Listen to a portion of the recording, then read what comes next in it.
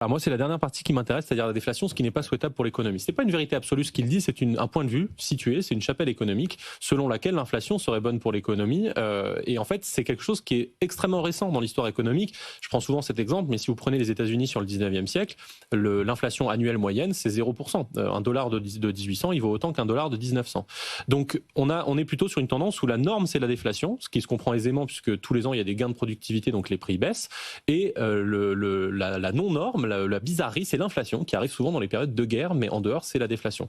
Et là où c'est une contradiction, ou pas nécessairement une contradiction, mais en tout cas, il faut pouvoir l'assumer, c'est que cette fuite en avant inflationniste, elle n'est pas compatible avec notamment les sujets environnementaux, parce que ça incite à la consommation et que peut-être que ce qui guide... Même à juste 2-3% d'inflation. Bien sûr, on le voit de façon très facile sur les pays où il y a beaucoup d'inflation, c'est-à-dire que là, les gens veulent carrément se débarrasser de leur monnaie dès qu'ils en ont.